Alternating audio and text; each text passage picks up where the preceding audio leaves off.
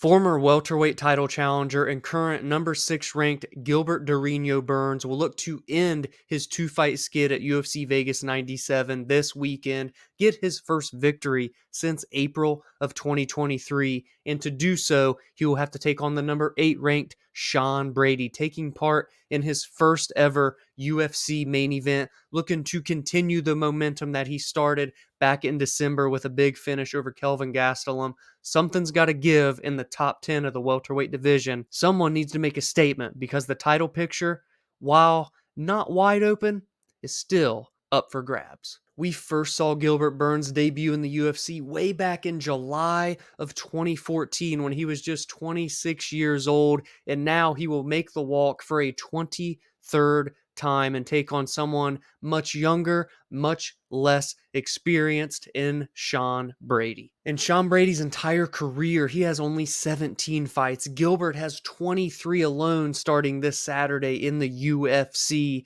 if that tells you anything. Gilbert Burns, 38 years old. Sean Brady coming in at just 31, and just a very, very strong physical specimen is Sean Brady. A 6-1 record dating back to his debut in October of 2019. The lone blemish of his career in the Ultimate Fighting Championship was in October of 2022 to Belal Muhammad, and after 14 months off, nearly 14 full months off, I should say, he comes back in December of 2023 with a third-round submission victory via Kimura over Kelvin Gastelum. So now he will look to make it 2 straight victories, really continue this resurgence after that first professional loss, make sure that he makes it known that he can bounce back, that being the undefeated guy that finally loses doesn't hinder the rest of his career. He can bounce back physically, he can bounce back mentally, and he can bounce back big with finishes. And for Gilbert, as I said, has not won a fight since April of 2023, but that was against Jorge Masvidal, who is now retired, at least from the UFC. So his last victory over a ranked current fighter in the UFC is Neil Magny in January of 2023. So as you can see, still a 3-fight year for Gilbert Burns last year. This will be his second fight of 2024. He lost at UFC 299 against Jack Della Maddalena in an absolute barn burner of a fight where we saw JDM get the finish late into that third round, the biggest win of Jack Della's UFC career. And prior to that loss, it was against Belal Muhammad last May in a decision, a fight that went 25 minutes. And now that loss is aged like a fine wine, right? Belal Muhammad has went on to become the UFC welterweight champion. So should Gilbert Burns win here, he inches his way closer in a storyline for a rematch with the champion Belal Muhammad. Now, I'm not saying the winner of this fight is the next number 1 contender. No, absolutely not. I think it is Shavkat Rakhmonov.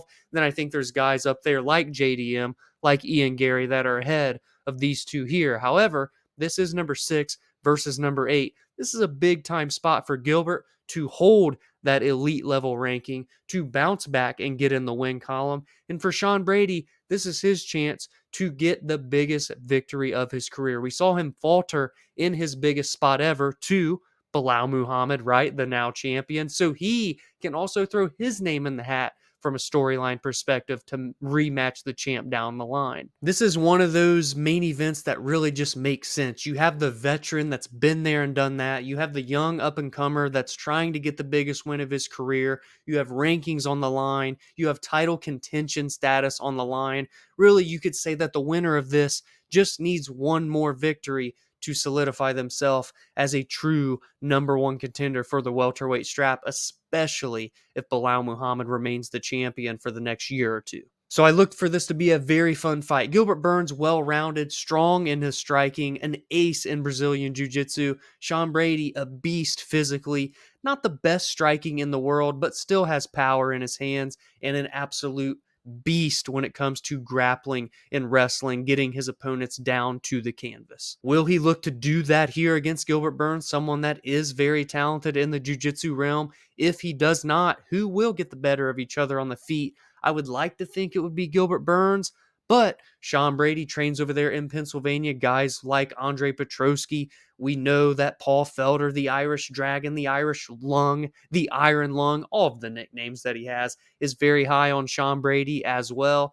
I think this could be a very, very entertaining fight, whether that goes 25 minutes, whether it goes 15 seconds. I think we're going to have it. It's one of those fights to me where the winning side will be pretty one-sided. I think a finish will happen for either of these two fighters here. Now, it may not look that way statistically, the amount of decisions that both have went to. Sean Brady only finished half of his 16 victories. Gilbert Burns has not got a finish since that Neil Magny, and prior to that, not since 2020 over Damian Maia, but overall has finished 15 of his 22 victories, been finished in 3 of his 7 losses. Sean Brady, of course, got finished in his only loss of his career.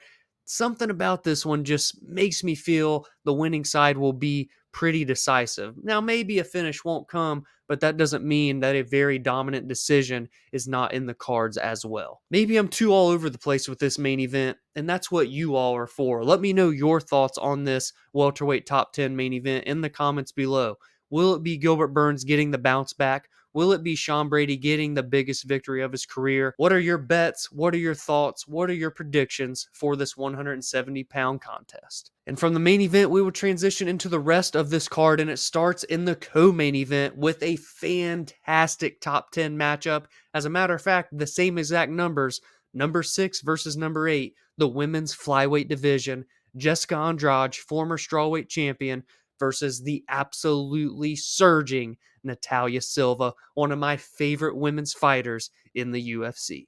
The 32-year-old Jessica Andrade has had 38 professional bouts and will be entering the UFC cage for what will be her 28th walk into that octagon.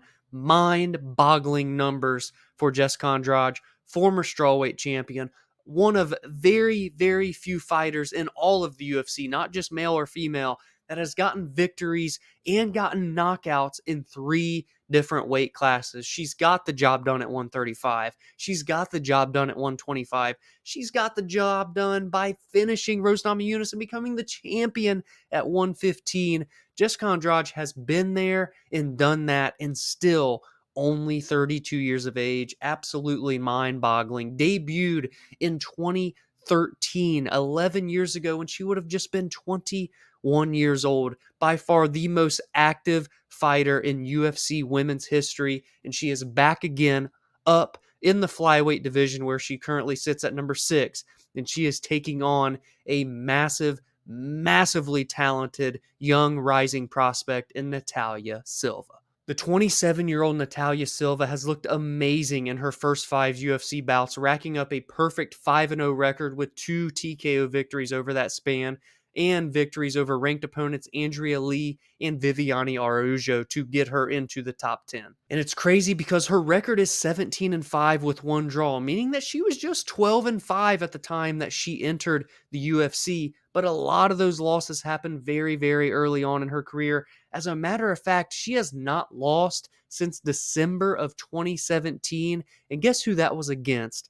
Marina Rodriguez in Thunder Fight 14. We saw and have seen continuing to this day what Marina Rodriguez has been able to do against elite level talents in the UFC. So crazy to think how long Natalia's been doing this at a high level, being just 27 years old, but debuting as a professional in 2015, meaning that she debuted when she was just 18 years young. She is the future of this flyweight division. She is a future champion in this flyweight division. It's not a matter of if, it is a matter of when Natalia Silva gets that gold belt wrapped around her waist. Now, am I giving away my prediction for this fight?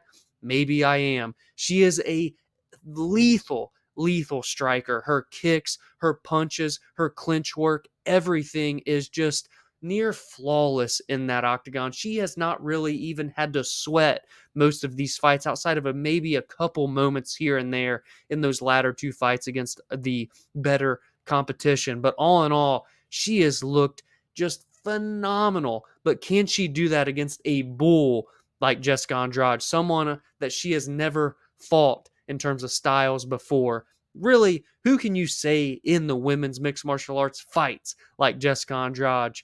I can't think of any off the top of my head.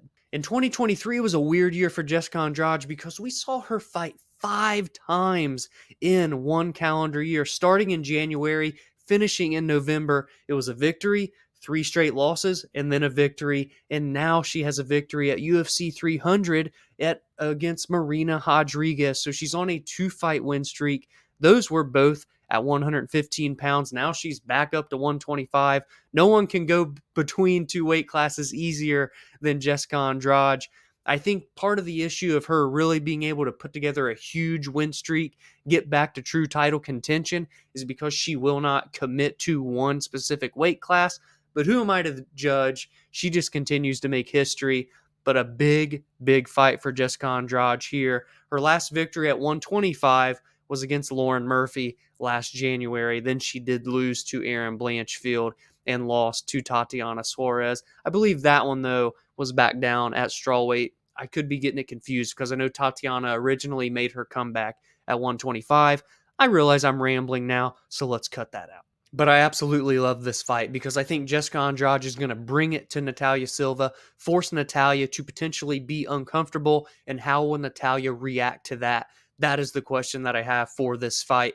This is a barn burner, a potential fight of the night. I'm ecstatic for this fight right here. And other fights worth mentioning on this card is the number 11 ranked flyweight Matt Schnell versus the number 15 ranked Cody Durden, who just signed a new contract with the UFC. Trevor Peek, someone who's never been in a boring fight, is taking on Yanal Ashmouz. Isaac Dulgarian is back in a massive minus 1,800 favorite against Brendon Marotte.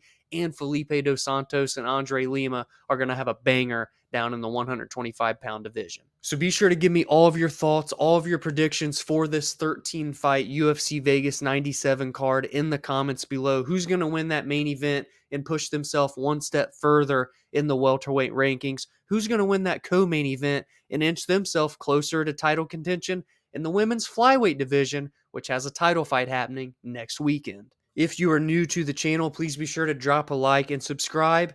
Be sure to join the community on social media at Verbal Spar MMA on X, Instagram, and TikTok. And you can follow the show on your favorite podcast platforms such as Spotify and Apple.